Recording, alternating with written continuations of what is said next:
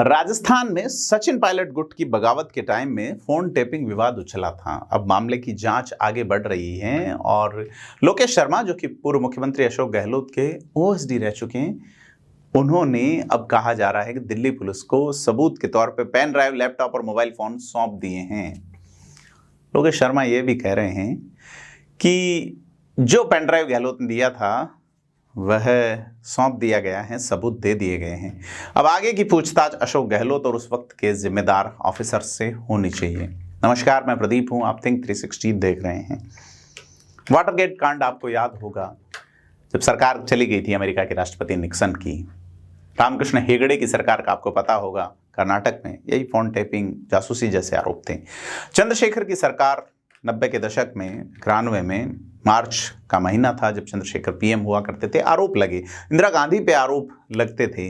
अब phone tapping एक बड़ा जिन्न बन के निकला है। भारत में खासा लंबा उदाहरण रहे हैं, सरकारें किसी की भी रही हो, आरोप लगते हैं कि राजनीतिक रूप से चीज़ों को अपने पक्ष में करने के लिए या अपने विरोधी के खिलाफ करने के लिए राजनीतिक लोग सरकारी एजेंसियों का दुरुपयोग करते हैं और फोन टेप करवाते हैं। जासूसी, अय्यारी जिसको कहते हैं, वो जारी रहती हैं। राजनीति भले ही राजतंत्र की हो या लोकतंत्र की, तो इस जमहूरियत एक ऐसी तर्ज हुकूमत है जहां बंदे गिने जाते हैं, तौले नहीं जाते, नापे नहीं जाते।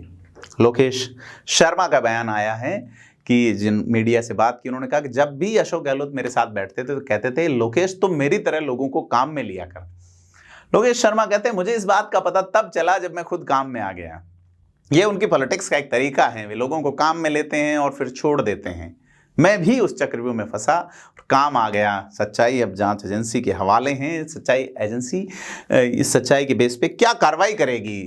लोकेश शर्मा ने कहा है कि 16 जुलाई को पूर्व मुख्यमंत्री अशोक गहलोत ने उन्हें एक पेन ड्राइव दी और कहा इसे मीडिया में फॉरवर्ड कर दो। उस पेन ड्राइव के कंटेंट को लैपटॉप से मोबाइल में लेकर मीडिया को भेजा और वही जो सबूत थे वो क्राइम ब्रांच को सौंप दिए गए हैं। पेन ड्राइव में जो ऑडियो था वह फोन टेप लीगल था या इलीगल, इसके बारे में गहलोत ही बता सकते हैं। तो बड़ा सवाल ये है कि अब आगे की पूछताछ के लिए अशोक गहलोत बुलाए जाएंगे या नहीं, उन ऑफिसर्स से पूछताछ होगी या नहीं जो इसमें लिप्त थे।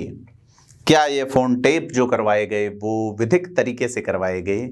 अगर विधिक तरीके से थे, जैसा कि शांति धारीवाल ने राजस्थान की विधानसभा में जवाब दिया था कि गोपनीय बात अधिनियम या टेलीफोन अधिनियम, जो भी एक्ट्स हैं उसके अनुसार राजद्रोह जैसा मामला उस वक्त दर्ज हुआ था, सरकार गिराने की साजिश की बात थी। अगर लीगल तरीके से टैप थे तो बिल्कुल सरकार टैप करा सकती है, लेकिन उनको इलीगल तरीके से सोशल मीडिया में स्प्रेड करना कहां तक उचित था, बड़ा सवाल।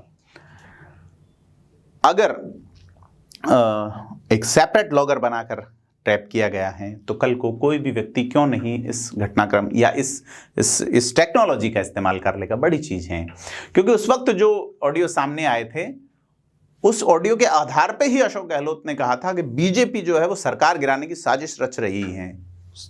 और इसके बाद गजेंद्र सिंह शेखावत ने 2020 में दिल्ली में फोन टेपिंग का केस करवाया और उसमें कहा जा रहा था वो जो फोन टैप थे उसमें केंद्रीय मंत्री गजेंद्र सिंह शेखावत, पूर्व मंत्री विश्वेंद्र सिंह भरतपुर और दिवंगत एमएलए भ्रमरलाल शर्मा की बातचीत का दावा था। गहलोत गुट ने बीजेपी पर आरोप लगाया कि सरकार गिराने की साजिश रची जा रही है। सचिन पायलट कैंप जब मानेसर चला गया, जहां हरियाणा में जहां बीजेपी की सरकार है, तो ये सारी जो चीज़ है, मामला विधानसभा में भी उठा और संसद में भी। तो अब चूंकि अब तक इस मामले में भाजपा या गजेंद्र सिंह शेखावत लड़ रहे थे, लेकिन बीते कुछ समय से अशोक गहलोत के पूर्व एसडी ने अब उनके ही खिलाफ स्टेटमेंट देकर केस का रुख मोड़ दिया है। लोकेश शर्मा का यह कहना है कि जुलाई 2020 में जब महसूस होने लगा कि सरकार जाने वाली है, सचिन पायलट कुछ विधायकों के साथ मानेसर जा रहे थे, ऐसे समय में ऑडियो क्लिप रिलीज करवाया गया। उसके बाद पूरे प्रदेश को पता है कैसे मुकदमे दर्ज हुए, लोग बैकआउट हुए, सरकार बच गई। और वो कहते हैं इस मामले में मुझे अकेला छोड़ दिया गया। जहाँ तक कांग्रेस की बात करें, कांग्रेस को सोचना होगा किस किस तरीके से किन लोगों को उपयोग में लिया गया, उनसे सबूत को नष्ट करने के लिए कहा गया।